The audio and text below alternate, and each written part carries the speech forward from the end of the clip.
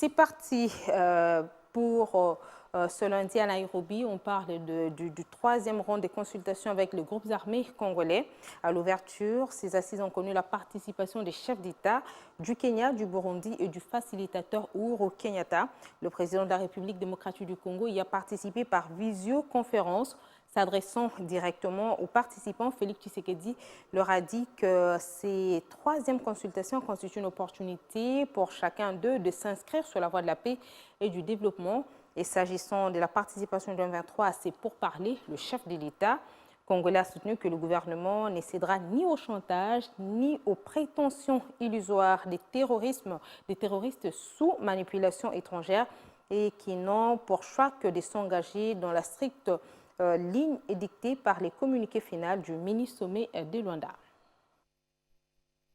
C'est assurément l'ultime opportunité pour les groupes armés encore actifs en RDC de définir leur avenir en optant pour l'une de deux options qui s'offrent à eux. Suivre le programme de désarmement et réinsertion sociale ou subir la rigueur de la loi, le choix leur revient. Ce lundi matin, ils étaient près de 200 à prendre part au troisième round de consultation politique de Nairobi, présidé par Ndayishimiye, président du Burundi et président en exercice de la communauté des États de l'Afrique de l'Est. Le président Félix-Antoine Tshisekedi, qui a pris part par visioconférence à l'ouverture de cette discussion, a en garant de la nation tenté de réanimer l'âme patriotique de ses compatriotes. Souvenez-vous de combien de dialogues, de tables rondes, de conférences nationales nous avons organisées. Combien d'accords n'avons-nous pas signés? À combien de trahisons, d'inconscience communautaire, de barbarie, de tuerie, de massacres n'avons-nous pas assisté? Combien de femmes n'ont-elles pas été violées? Il est temps pour chacun de nous de se détourner de nos actes odieux et de nous engager résolument dans la voie que je vous trace, celle du développement de notre pays, qu'aucun individu ou groupe d'individus ne saurait faire, ni taire, ni étouffer.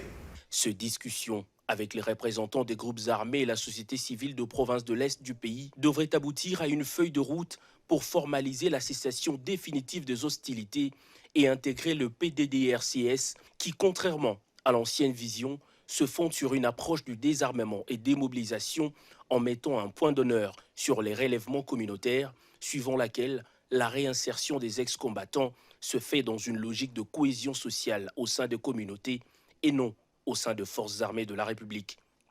Réduire les inégalités sociales, assurer la prise en charge de jeunes par le programme de développement de 145 territoires, ainsi que la dotation des services de sécurité en capacité adéquate sont là quelques assurances faites par le chef de l'État Félix-Antoine Tshisekedi dans son discours.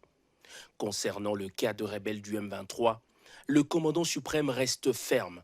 Ce dernier ne pourront prendre part aux consultations de Nairobi qu'à une seule condition, celle du respect strict de la ligne dictée par le communiqué final du mini-sommet du 23 novembre dernier à Luanda.